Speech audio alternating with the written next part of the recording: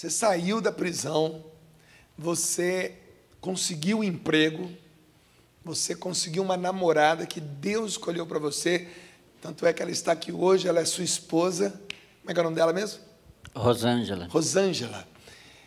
E, de repente, agora você precisava ter uma vida espiritual, e você mesmo disse para nós no bloco anterior que se você fosse uma igreja tal, igreja tal, igreja tal, todos, é claro, iriam dizer para você, está aqui, vem para cá, fica aqui.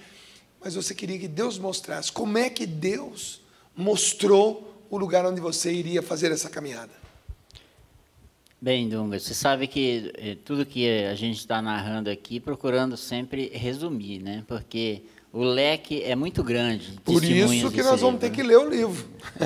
Aliás, isso aqui já é meu. Vou ler muito. Amanhã mesmo, pela manhã, já começarei a ler esse livro aqui. Eu recebi um convite de uma pessoa para participar de um lugar, uns encontros que acontecia no salão onde ele se identificava, onde ele participava.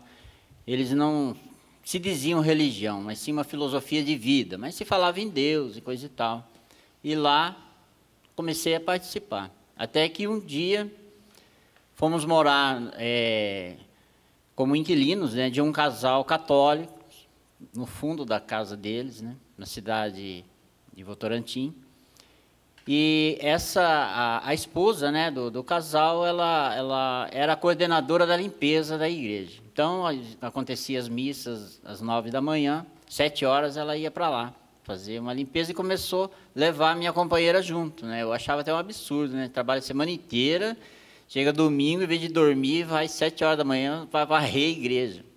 Mas de tanto insistir, falar, me convidando, né, para participar de uma missa e tal.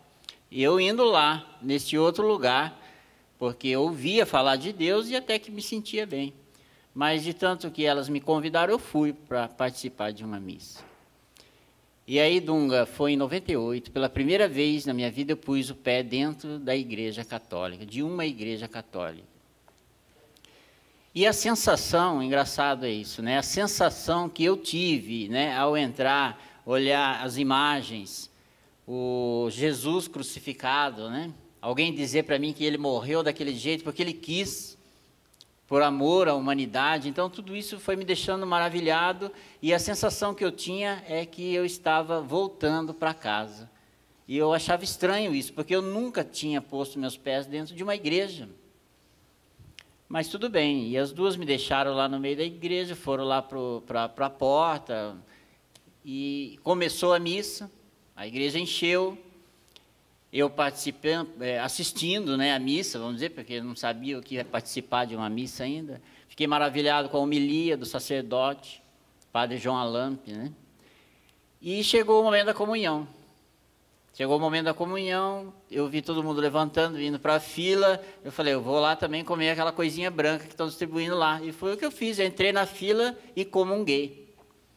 Voltei para o meu lugar, me ajoelhei, acompanhando o que todo mundo estava fazendo, até por respeito. Quando acabou a missa, lá no fundo da igreja, ao sair, aí a dona da nossa casa chegou para mim e falou assim, Gelfi, só responde uma coisa para mim. Você sabia que uma pessoa, quando não tem o sacramento, você não é batizado na nossa igreja? Eu falei, não, primeira vez que eu entro dentro de uma igreja católica. Então, você não sabia, né, que a pessoa que não tem os sacramentos, né, ela não pode entrar na fila da comunhão para comungar a hóstia consagrada, como você acabou de fazer ali no momento da comunhão. Eu falei, não, eu não sabia. Ela falou, graças a Deus, porque você não cometeu pecado nenhum, você não sabia de nada. E a partir dali, lógico, né, aí veio a catequese de adulto. Só que daí o que aconteceu? No outro dia, estava eu de novo lá, no outro salão, né, onde eu já vinha frequentando. Só que aconteceu um detalhe interessante. Depois da palestra, chamaram alguém para um relato, né? Um testemunho. E esse alguém, ele subiu lá, aparentemente, assim, uma pessoa evangélica, né? Pelo menos pelos trajes, né? E começou a contar uma graça que lhe aconteceu, e ele foi se empolgando, e de repente ele falou assim, graças ao Senhor Jesus eu fui curado. Quando ele falou assim, todo mundo deu risada. E eu achei estranho aquilo ali. E ele, acho que não percebeu, estava empolgado, continuou falando, e daqui a pouco ele repetiu, e graças ao Senhor Jesus eu fui curado, e todo mundo deu risada de novo, aí eu me senti mal mesmo. Eu levantei, disfarcei que fui no banheiro, chamei a companheira, falei, vamos embora, não gostei disso, não. Depois que eu fui compreender, né, o Espírito vai dando a compreensão, o discernimento, né? Por que eu me senti ofendido, né? Alguém falou o nome de Jesus, todo mundo deu risada como se fosse uma piada. E eu me senti ofendido. Por quê? Porque Jesus estava aqui, Dunga. Num dia anterior, lá naquela missa, eu entrei na fila da comunhão. Foi uma comunhão irregular, lógico, não era nem batizado, não era para estar ali. Mas acontece que Jesus não deixou de ser Jesus, porque era uma comunhão irregular. Portanto, no outro dia ele estava comigo. E aí, quando eu vi as pessoas dando risada, eu me senti ofendido, me levantei. E foi aí que eu descobri aonde o Deus que eu procurava estava e aonde ele me queria. Foi aí que começou a minha participação na Igreja Católica com muita intensidade, né? Aí os grupos de oração, as missas. Fui acolhido na paróquia São Luís Gonzaga. Quero até aproveitar o momento, fazer um agradecimento ao pároco da época, né? Que me batizou, o padre Flávio Júnior, que hoje é da paróquia São Judas Tadeu, Santuário São Judas Tadeu. Também o padre Edson, que depois assumiu, Edson Daros, que hoje é de Salto Pirapora, da paróquia de São João Batista. Também me acompanhou, inclusive ele fez a apresentação desse livro. Agora também os atuais padres, né, o pároco, o padre Ricardo Cisolini, que está lá conosco, o padre Júlio César, que é auxiliar dele, que também muito me ajudaram, até mesmo a gente estar aqui hoje. E principalmente também o nosso arcebispo, Dom Eduardo, que mandou um grande abraço para você, para todos os amigos aqui. Dom Eduardo, que já esteve conosco aqui na Diocese de Lorena, que é um amigo maravilhoso da Canção Nova. Eu também me sinto muito amigo dele. Dom Eduardo, um grande abraço, né? Parabéns pelo trabalho que o senhor continua a fazer.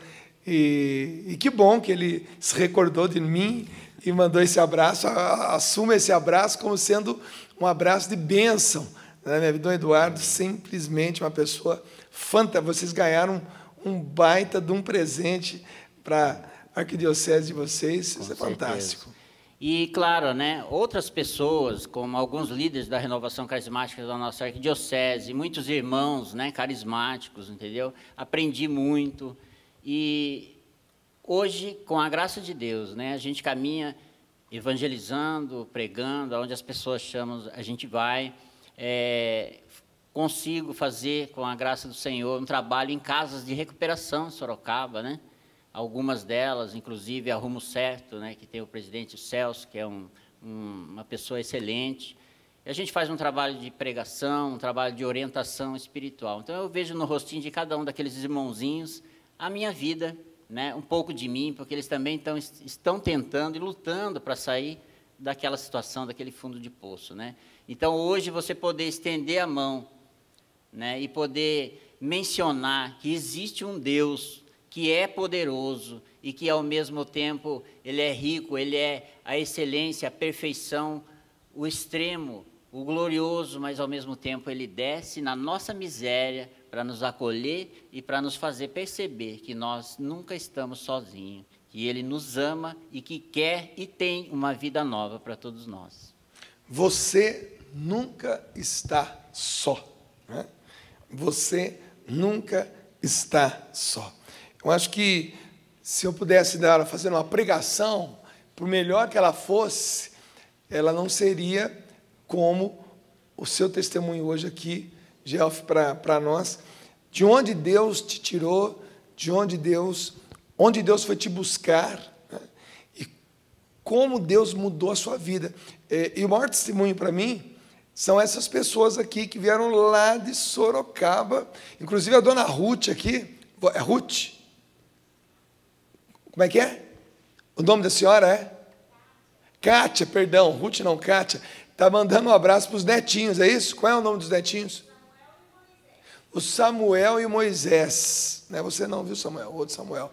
O Samuel e Moisés, os netos da Kátia. Se eu terminar esse programa sem mandar esse abraço, aí a Kátia Mas o maior testemunho para mim são essas pessoas que te conhecem, né? E que participam deste milagre, né? Porque isso é um milagre, né? É um milagre quando existe a cura de um câncer, claro. É um milagre quando existe a cura de uma AIDS, sim, é milagre.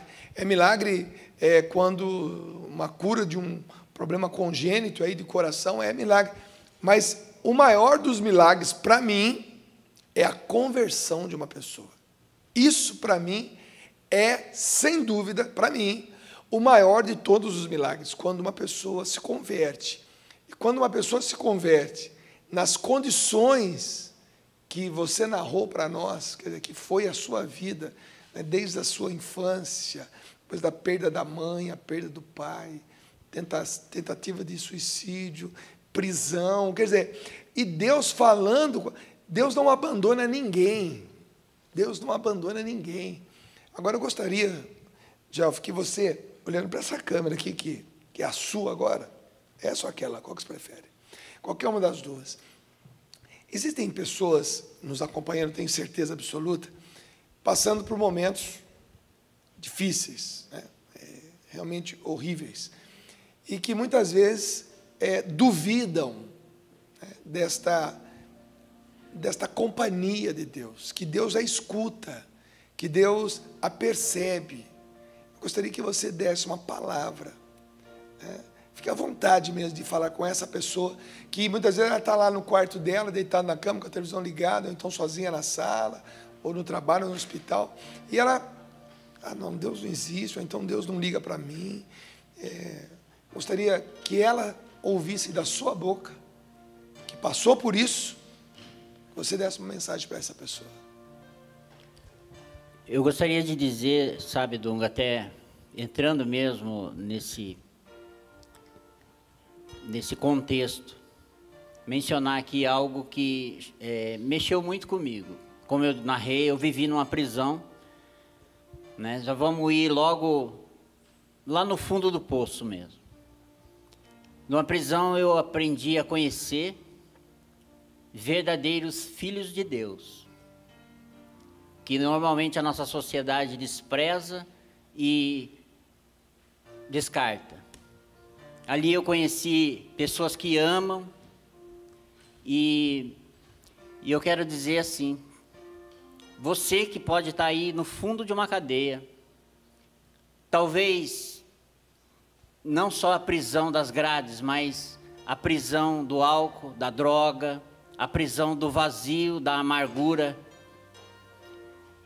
você não está sozinho, porque Deus, o nosso Deus, Ele fica nos perseguindo o tempo todo, aguardando apenas um momento, aquele grito de socorro que parte do fundo do nosso coração.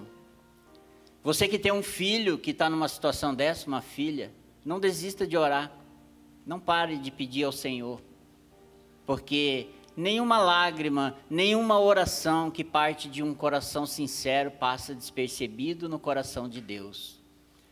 Eu já ouvi, com a graça de Deus, vários testemunhos já da narração dessa história, mas o maior deles para mim foi um dia alguém ligou para mim, uma mulher, uma microempresária, parabenizando pelo livro e dizendo assim para mim, depois que eu li esse livro, muita coisa mudou na minha maneira de pensar, principalmente, eu era a favor da pena de morte.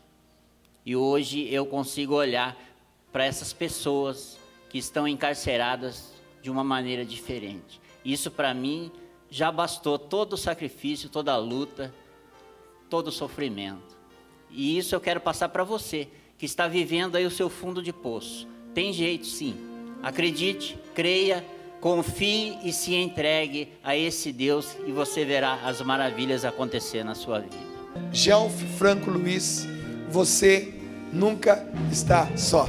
Valeu, galera, e até a semana que vem com mais um PHN ao vivo, se Deus quiser. Valeu, um beijo no coração. Pode aplaudir. Vem e cura no Senhor. Vem e cura no Senhor. Vem e liberta no Senhor. Manifesta o teu poder neste lugar.